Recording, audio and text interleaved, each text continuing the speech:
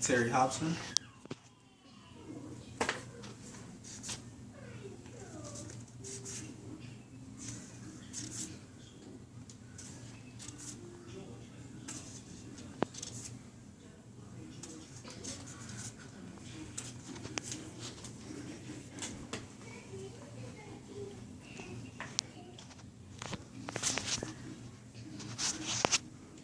Prominent business owner Mary Kay Ash has been quoted by GreatQuotes.com as saying that people are a company's best asset.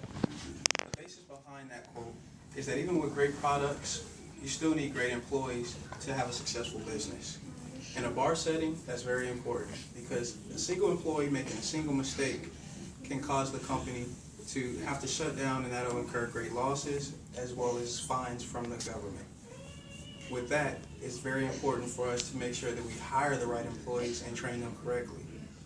Myself, I currently am working on opening my own bar in the North Texas area, and with my own experience, with the extensive research I've done, as well as having interviews with a current bar owner, I was able to find a few steps that will help with the hiring process.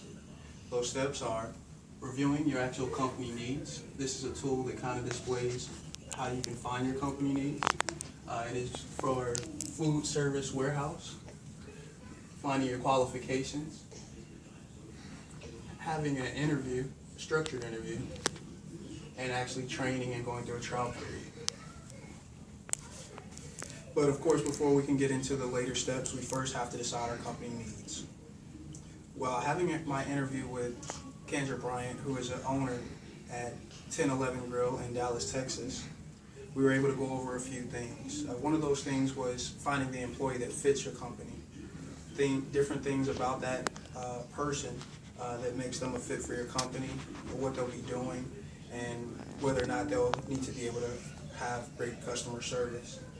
Also, you need to look at profit versus loss. It takes a lot of effort, time, energy, and money to hire and maintain employees. So it is very important that we make sure that they are able to bring to the table more than what you're paying. Also, you want to look at the actual employee type. Referring to the employee type, you want to look at the position that they'll be filling, whether or not they'll be full or part-time, as well as whether or not you need them as on a salary basis, hourly, or as a contract worker. And now that we know what the actual company needs, we want to look at which employees we'll need to hire. And we'll do that through deciding our qualifications. A lot of our qualifications are mandated to us as legal requirements, and a lot of those you can find on irs.gov. It tells a lot of what you can ask, what you can ask an actual hired employee to do, and different things like that. Also, with speaking with Kendra Bryant, she indicated that a lot of the employees will have similar things and have small variances. So you have to decide what criteria fits and is more important to you. So just deciding the priorities of those criteria. Also, you want to look at the intangible things. Things like attitude, whether the customer is good with other employees, customers, and whether or not you like them overall, because it's good to be cohesive. Now that we have all of that all of that information, it's time to move on into the interview and the trial period training process. First thing you want to do is, of course, decide who it is that you're going to interview. And all of that is dictated by the steps that you completed earlier. Based on that information, you need to also know how to interview them. And cron.org is a site where I was able to find the link for this tool. It gives a lot of tools, a lot of information on how to have structured interviews, what questions to ask, things to find out, things about the employee's character, as well as to find out things about their production, previous history, and things like that.